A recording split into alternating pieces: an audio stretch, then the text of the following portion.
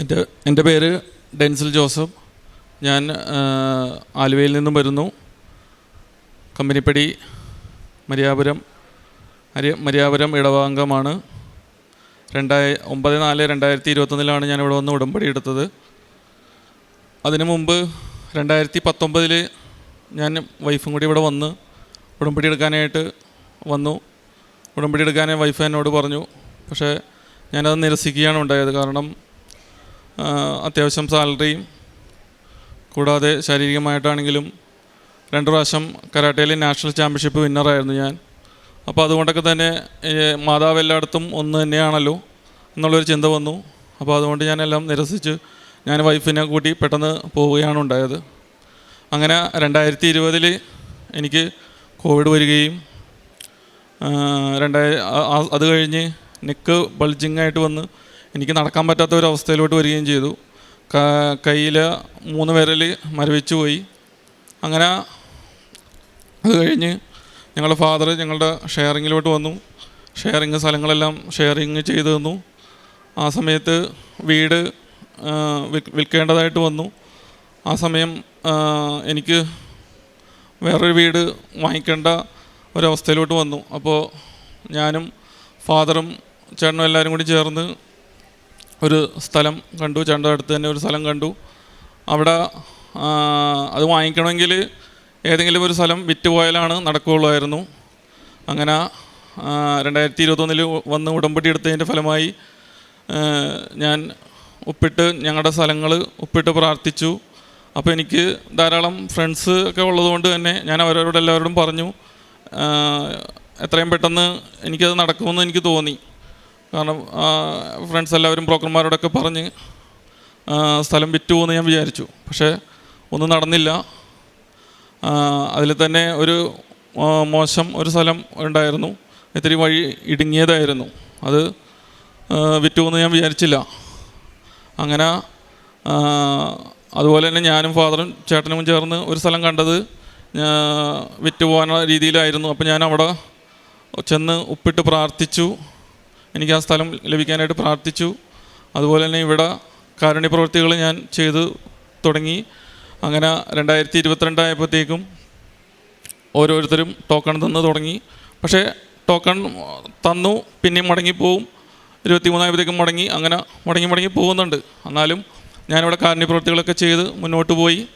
എല്ലാ കാര്യങ്ങളും ചെയ്തു. കറക്റ്റായിട്ട് പ്രാർത്ഥന എത്തിക്കുകയും എല്ലാം ചെയ്തുകൊണ്ടിരുന്നു.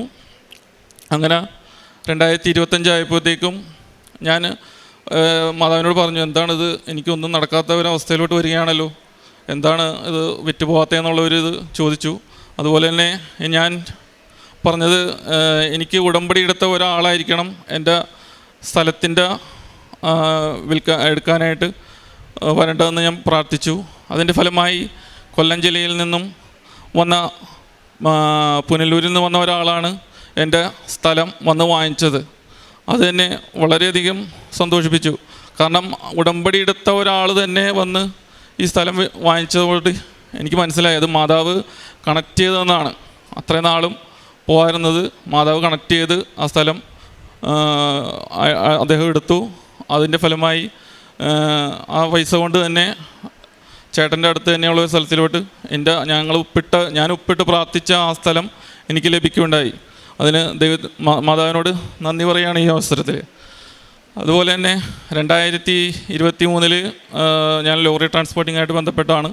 അവിടെ ഒരു വണ്ടി ലോഡ് കയറ്റാൻ വേണ്ടി വന്നു. അപ്പോൾ ഒഡീഷയിൽ നിന്നുള്ളൊരു വണ്ടിയായിരുന്നു. ലോഡ് കയറ്റി വിട്ടപ്പോഴത്തേക്കും എനിക്ക് പരിചയമുള്ള ആളായിരുന്നു. പക്ഷേ അയാളുടെ ഡീറ്റെയിൽസും ഇതൊക്കെ എടുത്തു, ഫോൺ നമ്പറൊക്കെ എടുത്തു. ഡീറ്റെയിൽസ് കമ്പ്യൂട്ടറിലൂടെ അടിക്കാൻ പറഞ്ഞിട്ട് ഞാൻ എൻ്റെ സ്റ്റാഫിനോട് പറഞ്ഞു. സ്റ്റാഫ് അത് കമ്പ്യൂട്ടറിൽ അടിച്ചെന്നാണ് പറഞ്ഞത്. പക്ഷേ ഇദ്ദേഹം പോയി കഴിഞ്ഞിട്ട് ഇദ്ദേഹത്തിനെ വിളിച്ചിട്ട് കിട്ടുന്നില്ല. സ്റ്റാഫിനോട് ഞാൻ ചോദിച്ചു അഡ്രസ്സ് എവിടെയെന്ന് ചോദിച്ചപ്പോൾ കമ്പ്യൂട്ടറിൽ അത് രേഖപ്പെടുത്തിയിട്ടില്ല. അങ്ങനെ ഒരു ദിവസം കഴിഞ്ഞു. ലോഡ് എത്തേണ്ട സ്ഥലത്ത് വണ്ടി എത്തിയിട്ടില്ല. ഞാനാകെ വിഷമത്തിലായി. കാരണം പാർട്ടി വിളിച്ചുകൊണ്ടിരിക്കുന്നു.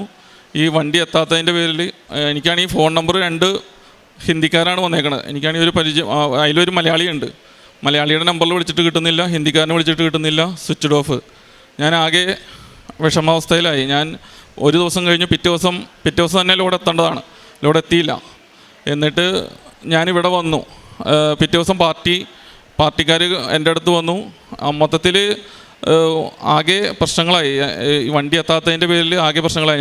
ഞാനും ആകെ തളർന്നു. ഞാൻ ആ നിമിഷം ഇവിടെ വന്ന് പ്രാർത്ഥിച്ചു, ദൈവമേ മാതാവേ, എനിക്ക് 2 മണിക്കുള്ളിൽ ഇതിനൊരു ഇതറിയണം, ഇത് വണ്ടി എവിടെയാണെന്ന് അറിയണം എന്നുള്ളത് ഇവിടെ വന്ന് പ്രാർത്ഥിച്ച് കുറേ നേരം പ്രാർത്ഥിച്ച് ഞാൻ ഇവിടെ നിന്ന് പ്രാർത്ഥിച്ചതിന് ഫലമായി തിരിച്ച് ഞാൻ പോണ വഴി 2 മണിക്ക് മുമ്പ് എനിക്ക് ആ ലോറിക്കാരനെ വിളിക്കുകയും ആ സ്പോട്ടിൽ ലോഡ് എത്തിക്കുകയും ചെയ്തു. അതിന് ദൈവത്തിനോട് നന്ദി പറയുന്നു. അതേപോലെ തന്നെ എല്ലാവരുമായിട്ടും സമാധാനത്തിലും ഐക്യത്തിലും പോകാനായിട്ട് സാധിച്ചു. കുടുംബസമാധാനം ലഭിച്ചു. അപ്പോൾ എന്നെ കേൾക്കുന്നവരെല്ലാവരും ഒന്ന് ശ്രദ്ധിക്കണം. 2 സാക്ഷ്യങ്ങളെങ്കിലും എല്ലാവരും ഡെയിലി കാണാൻ ശ്രമിക്കണം.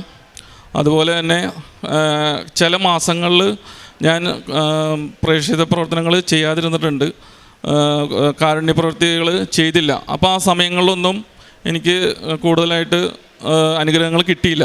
പിന്നീട് ഞാൻ ചെയ്യുമ്പോൾ കൂടുതലായിട്ട് ലഭിക്കുകയും ചെയ്തു. അപ്പോൾ ഇതിനെല്ലാം അനുഗ്രഹം തന്ന മാതാവിനോട് നന്ദി പറയുന്നു. അതുപോലെ തന്നെ പ്രേക്ഷിത പ്രവർത്തനം എന്ന് പറയുന്നത് ഞാനും ഫാമിലിയും ചേർന്ന് മെഡിക്കൽ കോളേജിലും ആലുവയിലും മെഡിക്കൽ കോളേജിലും എല്ലായിടത്തും ഭക്ഷണം കൊടുക്കുകയും അനാഥാലയങ്ങളിൽ കൊണ്ടുപോയിട്ട് ഭക്ഷണം കൊടുക്കുകയും അവരായിട്ട് സംസാരിച്ചിരിക്കുകയും ചെയ്യുന്നുണ്ട്. പിന്നെ എവിടെ പോയാലും പത്ര വിതരണം ചെയ്യുന്നുണ്ട്. ഇതൊക്കെയാണ് ഞാൻ ചെയ്യുന്നത്. ദൈവത്തിന് നന്ദി. ഇത്രയും കാര്യങ്ങൾ ചെയ്തു തന്ന ദൈവത്തിനും ദൈവമാതാവിനും നന്ദി പറയുന്നു. വിശുദ്ധ റോമാക്കാർക്ക് എഴുതിയ ലേഖനം 4-ാം അധ്യായം 20-ാം തിരുവചനം. വിശ്വാസമില്ലാത്തവനെ പോലും ദൈവത്തിൻ്റെ വാഗ്ദാനത്തിനെതിരായി അവൻ ചിന്തിച്ചില്ല, മറിച്ച് ദൈവത്തെ മഹത്വപ്പെടുത്തിക്കൊണ്ട് അവൻ വിശ്വാസത്തിൽ ശക്തി പ്രാപിച്ചു. യേശുവിൽ പ്രിയമുള്ളവരെ, ഡെൽസൺ ജോസഫിൻ്റെ സാക്ഷ്യം നമ്മോട് പറഞ്ഞത്, വൈഫ് പറഞ്ഞു ഒന്ന് ഉടമ്പടി എടുക്കാൻ. എന്നാൽ എന്നിലുള്ള കൂട്ടുകാരിൽ ആശ്രയിച്ചുകൊണ്ട് എന്നിലുള്ള ഈഗോ എന്നെ സമ്മതിച്ചില്ല ഉടമ്പടിയെടുക്കാതെ പിന്തിരിഞ്ഞു നിന്നുകൊണ്ട് അതൊന്നും വേണ്ട, അതിനൊന്നും സമയമില്ല എന്നുള്ള മനോഭാവത്തിൽ നിന്നപ്പോൾ പെട്ടെന്ന് കൈയുടെ വിരലുകൾ കൈകൾ മരവിച്ച് എന്ത് ചെയ്യണമെന്നറിയാതെ വിഷമിക്കുക. അപ്പോഴാണ് വൈഫ് പറഞ്ഞ കാര്യം ഓർത്തുകൊണ്ട് ഉടമ്പടിയിലേക്ക് വന്നത്. ഉടമ്പടി എടുത്തതിന് ശേഷം ഉടമ്പടി തൈലം ഉപയോഗിച്ച് കൈയുടെ കാലുകളുടെയൊക്കെ വേദനകൾ മാറിയെന്ന് ഡെൽസൺ ജോസഫ് നമ്മളോട് പറഞ്ഞു തന്നു. പിന്നീട് 4 വർഷമായിട്ട് കുറച്ച് സ്ഥലമുണ്ടായിരുന്നു, അത് വിൽക്കാൻ സാധിക്കുന്നില്ല. അമ്മയോടൊരു ഡിമാൻഡ് വെച്ചമ്മേ, ഈ സ്ഥലം 4 വർഷമായിട്ട് ഞങ്ങൾ ആലോചിക്കുക വിൽക്കാൻ, അത് സാധിക്കുന്നില്ല.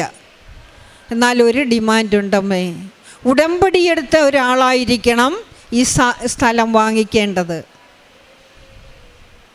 അത് അമ്മ സാധിച്ചു കൊടുക്കേ. ടൈം ഷോർട്ട് ഇട്ട് അമ്മയോട് പറയുന്നത് പോലെ തന്നെ അമ്മ ചെയ്തു കൊടുത്തു. ഉടമ്പടിയെടുത്ത ആൾ തന്നെ ആ സ്ഥലം വാങ്ങിച്ചു. അത് കണ്ട് അദ്ദേഹത്തിന് വളരെ സന്തോഷമായി. അമ്മയോട് പറഞ്ഞപ്പോൾ അമ്മ അത് ചെയ്തല്ലോ, എൻ്റെ വിശ്വാസം വർദ്ധിച്ചു. അതിനുശേഷം കൂട്ടുകാരോട് എല്ലാവരോടും പറഞ്ഞു, ഞാൻ ഇങ്ങനെയെല്ലാം അമ്മയോട് ഉടമ്പടിയെടുത്ത് പ്രാർത്ഥിച്ചതിൻ്റെ ഫലമായി എനിക്ക് ഇന്ന കാര്യങ്ങളെല്ലാം അമ്മ മാതാവ് സാധിച്ചു തന്നു. അവിടെ പ്രേക്ഷിത പ്രവർത്തനം ചെയ്യുക, അവരോട് പറയുന്നതാണ് പ്രാർത്ഥന. അങ്ങനെ ഉടമ്പടിയിലായിരുന്നപ്പോൾ, ഉടമ്പടി ജീവിതം ഭദ്രമാക്കിയപ്പോൾ, ഉടമ്പടി ജീവിതം വിശുദ്ധിയിലാക്കിയപ്പോൾ, അനുസരണയോടുകൂടി അദ്ദേഹം വിശുദ്ധിയോടുകൂടി നിന്നപ്പോൾ എല്ലാം ദൈവത്തിൽ സമർപ്പിച്ചു. പരിശുദ്ധമ്മേ അമ്മയിൽ സമർപ്പിച്ചുകൊണ്ട് ചെയ്യുകയാണെന്ന് പറഞ്ഞപ്പോൾ അമ്മ വിട്ടില്ല, കൈവിടാതെ കൂടെ നടന്നുകൊണ്ട് എല്ലാ കാര്യങ്ങളും ചെയ്തു കൊടുത്തെന്ന് ഡെൽസൺ ജോസഫ് നമ്മളോട് പറഞ്ഞു തന്നു. ഇങ്ങനെ വിശ്വാസമില്ലാതെ ഉടമ്പടിയിൽ നിന്നാൽ നമ്മൾക്കൊന്നും കിട്ടില്ല.